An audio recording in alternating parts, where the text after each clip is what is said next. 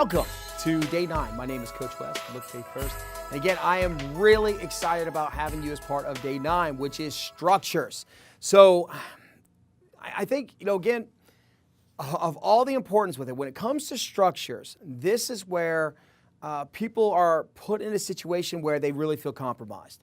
So we're going to talk about this at the 3 levels again. We'll talk about this as an individual, talk about this as a leader, we'll talk about this as a subordinate or an employee of somebody else. When it comes to structures, when we have our very specific intentions and they're understood, and they're calculable and congruent and we're supported, there are things that we need to put in place that allows us to reflect, allows us to build, and allows us to stay consistent. And what we do in the coaching business, we call those structures. Those are when you have your accountability groups. Those are when you have your alarms. Those are when you have your reporting or whatever else. These are things that you put specifically in place to allow yourself to monitor your progress and allow others, depending on the relationship, to monitor progress too. So there are all kinds of structures. I'm not going to go over all the examples of them. I've already given a few. But again, when it comes to these 3 relationships, as an individual, when you're starting something very specific, you want to have an accountability partner. That is a structure. All right, that is something that you put in place to ensure that the behavior that you want is still happening consistently. And that's pretty simple. When it's you as the individual, there's really no complication there. But now let's talk about as the leader. Now, one of the biggest challenges with leaders, at least one of them that I hear most common when I do business coaching and consulting, is when they feel like when they delegate things out to people, they don't get the results that they want. And they feel like it's twice as much work. Because when they sent it out to the person, not only did they not do it right, and you have to clean it up, but you still have to do the original thing that you had delegated. And so for a lot of leaders, this is, it's unless they're glutton for punishment, they just stop delegating. They do all the things themselves, and they create what we call bottlenecks, which means every decision, everything has to go through them, and it allows, or I should say, it restricts the allowance of opportunity. I mean, it just makes it so that there's no scalability and no growth there. And so structures are what put leaders in position to be able to delegate things out.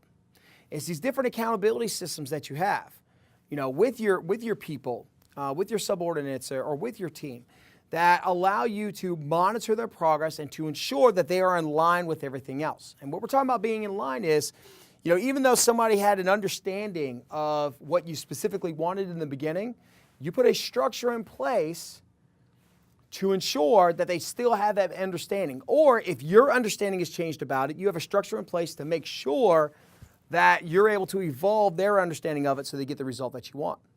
There are other times where, again, it's calculable. This is where you actually monitor that progress. Okay, where were we? Where are we now? Are we still on the same page as far as what excellence looks like? It's where you're able to make sure that everything's congruent, where you're able to make sure that the fact that you have empowered them, they have accepted and they've utilized that empowerment and that authority that you've given them. It makes it so that if they do have challenges with being supported, that you acknowledge them and you're able to do something with it. So again, structures, just put yourself in a place where you're able to monitor what's going on. Here's the other one. So there are other times where we actually work for other people. And there are times where the people that we're actually working for don't recognize the power of structures, either because they haven't had a lot of success with them or they don't know what they are. And what they end up doing is, they put us in a position where we're just supposed to automatically know what they want, how they want it, and deliver it to them. As the one who's been empowered to get the result, it is your responsibility to put those in place. I mean, some of these managers call themselves a hands-off manager. But the problem with a hands-off manager is a lot of times you don't really satisfy their expectations. And we don't want to end up putting ourselves in that position. And so all we have to do is this. We don't have to give them everything. We just want to make sure they recognize what's important to them.